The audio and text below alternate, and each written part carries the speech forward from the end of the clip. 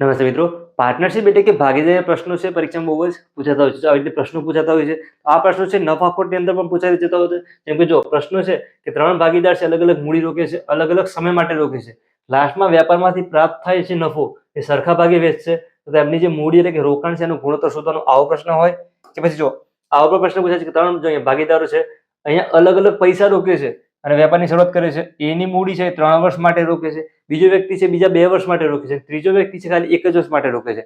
તો પૈસા જે વેચાશે શું થશે, એમના જે રૂપિયા જે રોક્યા હશે ને કેટલા સમય માટે રોકે છે એના પ્રમાણે વેચાશે. અહીંયા જો નફો પણ આપેલો છે, કોઈના વ્યક્તિના ભાગમાં કેટલા રૂપિયા આવે છે આવો શોધવાનો પ્રશ્ન છે. કે પછી જો આવી રીતે આપેલો કે 2 વ્યક્તિઓ છે 3 વર્ષ સુધી ભાગીદારમાં એક ધંધો કરે છે અને શું નફો મેળવે છે 60,000 રૂપિયા. તો પહેલી વ્યક્તિ છે એણે રોકાણ 2 લાખનું કર્યું છે, તો બીજી જે વ્યક્તિ છે એણે રોકાણ કેટલું કર્યું હશે એવું શોધવાનો પ્રશ્ન હોય. કે પછી આવો સિમ્પલ ક્વેશ્ચન છે. જો એ અને બી પોતાના ધંધા માટે અનુક્રમે 4,000 રૂપિયા અને 12,000 રૂપિયાનું શું કરે છે, રોકાણ કરે છે. 2 વ્યક્તિ છે, 2 અલગ અલગ રોકાણ કરે છે. તેમના 1 વર્ષ પછીના નફાનો ગુણોત્તર શોધવાનો છે. જે નફો થયો છે એનો ગુણોત્તર શોધવાનો છે. અને જો નફો રૂપિયા આપેલો છે 3600 રૂપિયા, તો એ અને બી ના ભાગમાં કેટલા આવશે. તો જો સૌથી પહેલા નફાનો ગુણોત્તર શેના આધારે શોધાય, જેમને પૈસા રોક્યા છે એના આધારે. તમને રોકાણ કેટલું થયું છે, એકનું રોકાણ છે 4,000 રૂપિયા, બીજાનું કેટલું છે તો 12,000 રૂપિયા. બંનેનું રોકાણ છે, જેટલું રોકાણ કર્યું છે એના આધારે શું થશે, આપણો નફો છે એ વેચાશે. એટલે પ્રશ્ન છે અહીંયા 3 0 છે, અહીંયા 3 0 કટ થઈ જશે. 4 અને 12, જો 4 એટલે આવી રીતે લખાય 4 એકા 4, 4 ગુણ્યા 3 12. તો સેમ નંબર છે એ સામેથી કટ થઈ જાય. અહીંયા શું વધ્યું છે 1, અહીંયા 3. આવી રીતે જો એક આના ભાગમાં જો 1 રૂપિયા આવશે તો આને કેટલા રૂપિયા આપવા પડશે, 3 રૂપિયા આપવા પડશે. એટલે ગુણોત્તર કેટલો કહેવાશે, 1/3. આ શું બન્યું, ગુણોત્તર. જો સેમ બીજો ક્વેશ્ચન આમાં ભેગો આપી દીધો, પૈસા પણ આપેલા છે. જો નફો રૂપિયા 3600 હોય, એ અને બી ના ભાગમાં કેટલા, બંનેના શોધવાના છે આપણે. પહેલા તો એ ના ભાગમાં લઈએ. તો જો આ વ્યક્તિ છે 4,000 રૂપિયા, તો પહેલા માટે છે, આ એ માટે છે, આ બી માટે છે.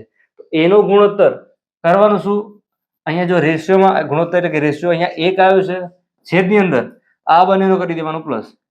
3 + 1 એટલે કે 4, અહીંયા મૂકી દો 4, ગુણાકાર કરવાનું જેટલા પૈસા વેચવાના છે એના જોડે 3600 છે. આવી રીતે જો 4 થી ભાગ ચાલે છે, 4 9 36 એટલે પાછળ 2 0. અહીંયા શું થશે 900 રૂપિયા એના ભાગમાં. એવી જ રીતે બી માટે શોધવું છે. એવું ના કરવું હોય, જેટલા પૈસા આપેલા છે ને આજે પ્લસ કરીને છે 4 આવ્યા છે, તો 3600 છે ભાગ્યા 4 કરી દો. જે જવાબ આવે છે એનો ગુણાકાર 1 જોડે કરી દો, જે જવાબ આવે છે એનો ગુણાકાર 3 જોડે કરો તો પણ ચાલશે. આવી રીતે ગણશો તો પણ સાચું પડશે. જો આના ભાગમાં 3 ગુણોત્તર હતું, છેદમાં મૂકી દો 4 છે. આવી રીતે અહીંયા 900 તો હતા જ.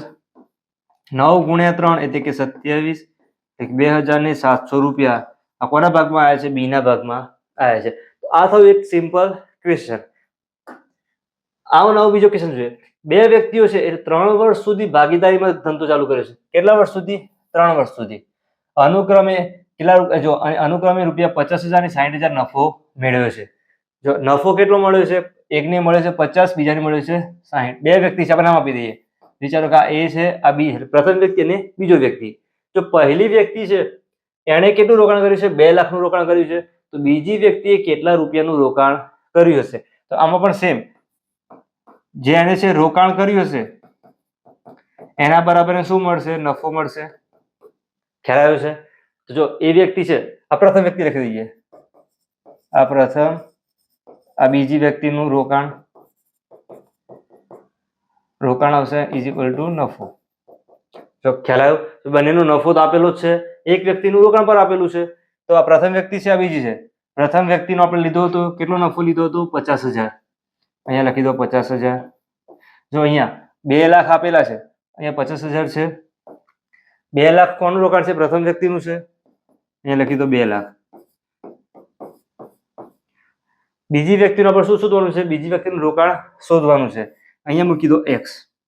અહીંયા છેદમાં આનો નફો કેટલો છે, તો 60,000 છે.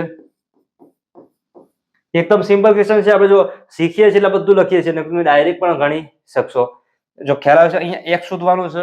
કરવાનું શું, x જો અહીંયા છેદમાં છે ને સામે મોકલી દો, સામે x જતો રહેશે. અહીંયા 2 લાખ તો છે જ ઉપર,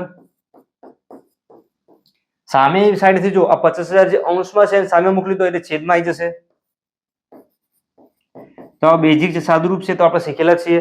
અહીંયા જે છેદમાં છે સામે જાય તો ગુણાકારમાં 60,000. સિમ્પલ. જો અહીંયા 3 0 અહીંયા કટ થઈ જાય, અથવા અહીંયાથી કટ કરીને પછી જ મૂકો છો ડાયરેક્ટ 5 અને 6 તો પણ ચાલશે. 1 1 0 અહીંયા કટ થાય. 5 × 4 20. અહીંયા 4 છે, અહીંયા 6 છે. 4 × 6 6 ચોક 24 થાય. લખી દો 24. કેટલા જીરો બાકી જો અહીંયા બધા ઉડી ગયા છે, અહીંયા બાકી છે ખાલી 4 જીરો. 1 2 3 4. જો શું આવ્યું? 2,40,000 રૂપિયા. આ શેની કિંમત મળી? તો x બરાબર 2. x ક્યાં મૂકેલો આપણે? અહીંયા. તો બીજી વ્યક્તિનું જે રોકાણ છે કેટલું થશે? 2,40,000 રૂપિયા. તો આ શું થઈ ગયું આપણો જવાબ? ખ્યાલ છે? એકદમ સિમ્પલ. જો રકમ આપેલું છે કે બે વ્યક્તિ, અહીંયા વર્ષની કોઈ જરૂર નથી. કેમ? બંને 3 વર્ષ માટે રોકાણ કર્યું છે. અલગ અલગ વર્ષ માટે રોકાણનો દાખલો છે, અહીંયા આપેલું જ છે. A B C 3 વ્યક્તિ છે. જો ક્રમશઃ 20,000 25,000 અને 30,000 રોકે છે. એટલે કે A B અને C.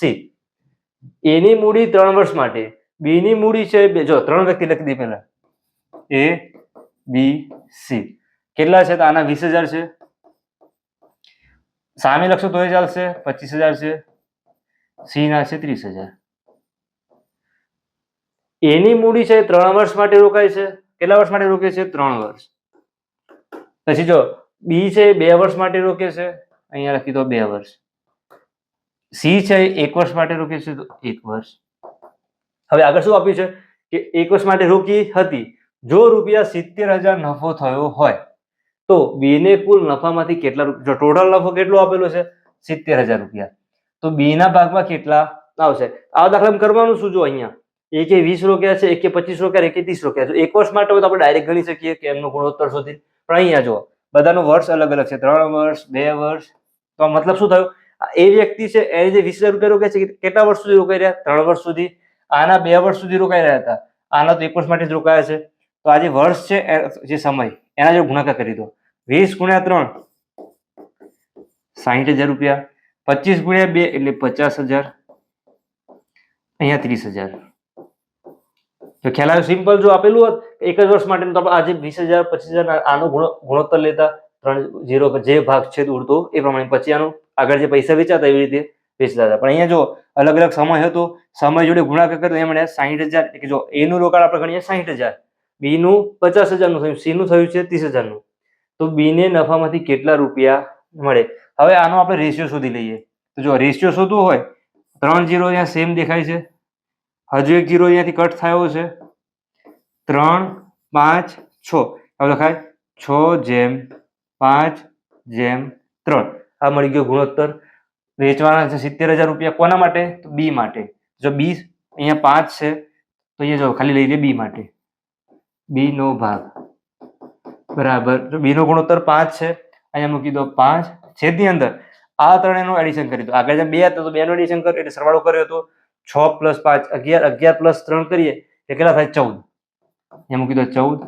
કેટલા પૈસા વેચવાના છે? 70,000. અહીંયા મૂકી દો 70,000. ડાયરેક્ટ ઉડે છે 14 × 75 3 0. 5 × 5 એટલે કે 25,000 રૂપિયા. આ કોનો ભાગ આવ્યો છે? B માટે. સમજ્યા છો? એકદમ સિમ્પલ રીતે. આ દાખલો તો આપણે આગળ ગુણોત્તર, એમાં પણ ગુણોત્તરમાં શીખેલા છે. ગુણોત્તર પ્રમાણમાં કે કોઈ વ્યક્તિ છે અલગ અલગ ગુણોત્તરમાં મળે છે તો નફો અથવા ખોટમાં કેવી રીતે ભાગ આવશે. આ B નો થઈ ગયો છે. આમાં કરવાનું શું છે? C માટે કેટલું આવે છે પ્રયત્ન કરીજો. જવાબ છે કોમેન્ટમાં જણાવજો. હવે આગળ બીજો ક્વેશ્ચન આપેલું છે. શું કરવાનું છે? જાતે પ્રયત્ન કરી. આવી રીતે 1 નું આપેલું હોય, બીજા 2 નું બાકી હોય, 1 3 નું બાકી હોય, 1 નું બાકી હોય, જાતે પ્રયત્ન કરી શોધી દેવાનું. આપણે શું થાય? પ્રેક્ટિસ થાય. આગળ દાખલો જોઈએ. પરંતુ જો તમે ચેનલમાં નવા હોય ચેનલને સબસ્ક્રાઇબ કરજો. વિડીયો પસંદ આવે લાઈક સાથે શેર કરજો. અલગ અલગ કોન્સેપ્ટ શીખો, જેમ કે નફો ખોટ છે, ગુણોત્તર, જે બધામાં યુઝ આમાં થયો છે, અથવા જે ચેપ્ટર છે કોમ્પિટિટિવ પરીક્ષામાં પૂછાતા હોય છે, બધાના વિડીયો મૂકેલા છે. એ પ્લેલિસ્ટમાં જઈને ચેપ્ટર વાઇઝ વિડીયો જોઈ શકો છો. વિડીયો પસંદ આવે મિત્રો સાથે શેર કરજો. એ જો પ્રશ્ન છે કે 3 ભાગીદાર અલગ અલગ મૂડી, અહીંયા જો 8 માસ 10 માસ અને 12 માસ, એટલે કે 8 મહિના માટે, 10 મહિના માટે, 12 મહિના માટે રોકી છે. વ્યાપારથી પ્રાપ્ત કુલ નફો સરખા ભાગે વહેંચે છે તો તેમની મૂડીનો ગુણોત્તર શોધો. મતલબ કે જે નફો થયો છે એ સરખા ભાગની અંદર એમણે વેચ્યો છે. મતલબ કે 8 માસ પ્રમાણે વહેંચ્યો છે અને 10 માસ અને 12 માસ. તો જે નફો થયો છે એનો એટલે મૂડીનો ગુણોત્તર આપણે શોધવાનો છે. અહીંયા છે 8 માસ, 10 માસ અને છે 12 માસ. અહીં આપેલું છે. તો કરવું શું પડશે? 3 ભાગીદારની જે છે એમની મૂડીનો ગુણોત્તર શોધવાનો છે નફાના આધારે. તો નફો કેવી રીતે શોધ્યો હશે? આવી રીતે છે. કરીએ શું? આજે 8, 10 અને 12 છે આવી રીતે લખી દો. 1/8, 1/10 અને 1/12. છેદમાં જે 8, 10 અને 12 છે એમનો લસા લઈ લેવાનો. શું લેવાનો? લસા. જો 8, 10 અને 12, 12 8 96 તોય પણ નહીં થાય. 12 × 10 કરીએ તો 120. 120 માં છે તો 8 થી પણ ભાગી શકીએ છીએ. તો લસા કેટલો આવે છે? 120. આ લસા લેવા માટે અહીંયા 8 છે ને કેટલા વડે ગુણવા પડશે? તો જો 15 8 120 થાય. તો અહીંયા ગુણાકાર 15 જોડે થશે, અહીંયા ગુણાકાર 15 જોડે. એવી રીતે અહીંયા 1/10 છે તો આને 12 વડે ગુણવા પડશે, તો અહીંયા પણ આવશે 12. એવી રીતે અહીંયા 1/12 છે તો અહીંયા 10 છેદમાં જેટલા વડે ગુણાકાર એટલા વડે અંશમાં કરવો પડશે. આવી રીતે થાય 15, 12 અને અહીંયા 10. તો એમનો જે આજે ગુણોત્તર છે કયો મળશે? 15/12/10. ખ્યાલ આવે છે? જો આ ગુણોત્તરમાં કઈ વચ્ચેથી ઉડતું નથી, કેમ કે જો આ બેકી સંખ્યા છે, આ પણ બેકી છે ને આ એકી સંખ્યા છે. 5 અને 3 માં જ આવે છે, આ 3 અને 4 માં જ આવે છે, અને 5 અને 2 માં જ આવે છે. એટલા માટે ભાગ ચાલશે નહીં. આપણે જવાબ શું? જો મૂડીનો ગુણોત્તર, તો આ શું થઈ ગયો? એનો આન્સર. ખ્યાલ આવે છે? જો વિડીયો પસંદ આવે તો સાથે શેર કરજો. ફરીથી મળીશું નવા વિડીયો સાથે. ધન્યવાદ.